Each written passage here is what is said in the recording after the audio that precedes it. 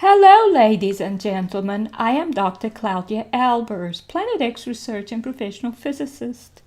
And today I'd like to bring to you another one of my articles. This one is entitled Planet X is the Destroyer System, the result of Lucifer's rebellion.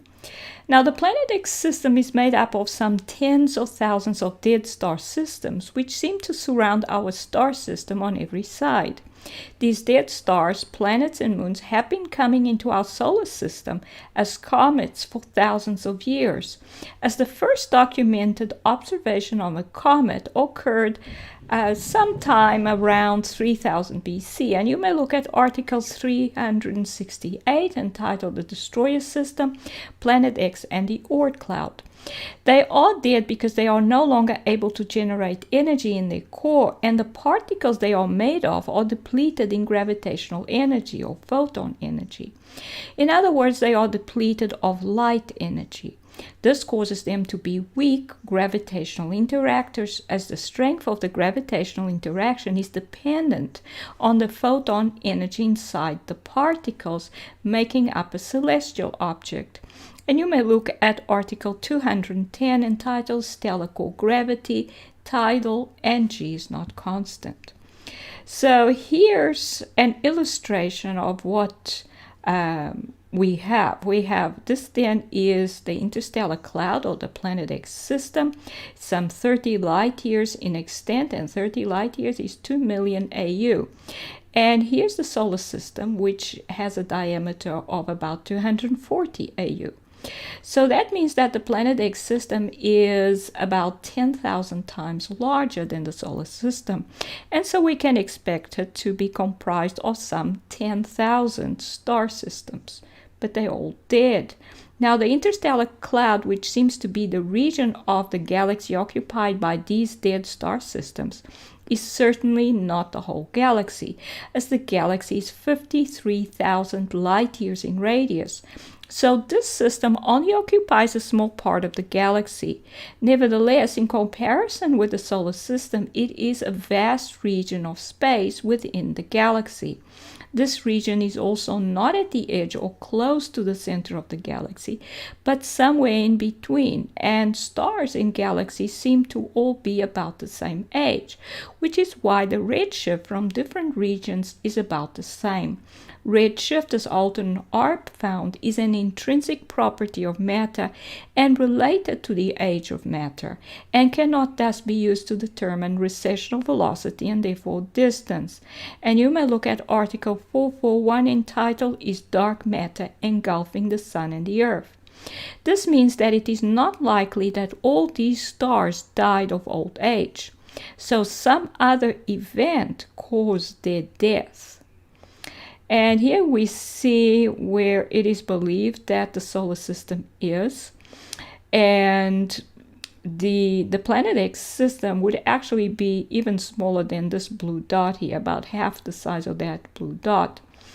And what we would be able to see if we didn't have to account for the constant speed of light, we would see a dark spot in that region of the galaxy, and that would be the Planet X system, which is comprised of dead star systems.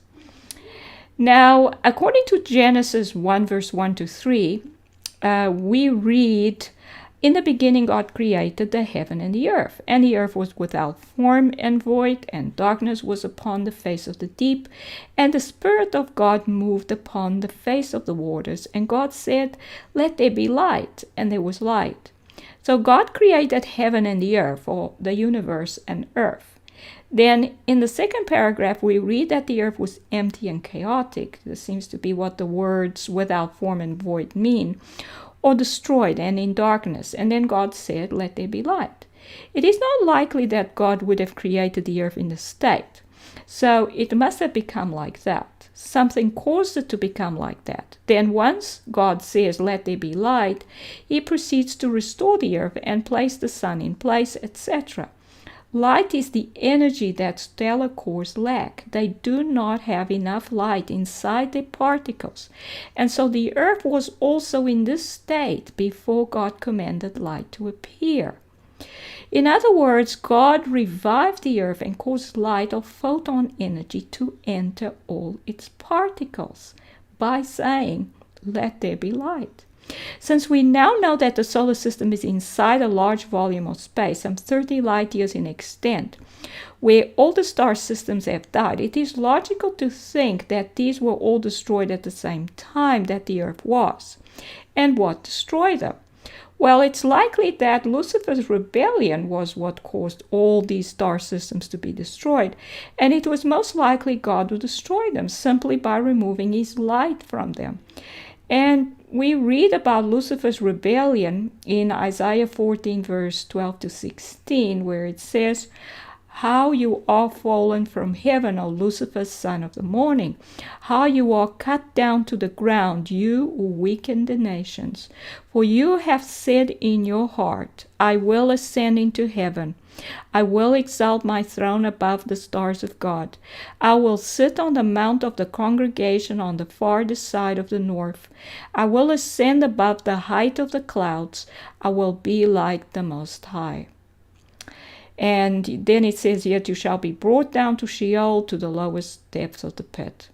Notice that he talks about exalting his throne. So he was a ruler, and he must have ruled over other angels, and thus most likely over those who inhabited the star systems that were destroyed. These angels followed him when he decided to invade heaven, where God dwells, and the result was the destruction of all their star systems. So in conclusion, the Planet X system is made up of many thousands of dead star systems. It surrounds the solar system on every side. It is not likely that all these star systems died of old age, as all stars in a galaxy are of about the same age. They thus seem to have been destroyed in some cataclysmic event. The biblical description of the rebellion of Lucifer describes a possible explanation as to why this occurred. And those are the references. This is Dr. Claudia Albers, Planet X physicist. Thank you for watching.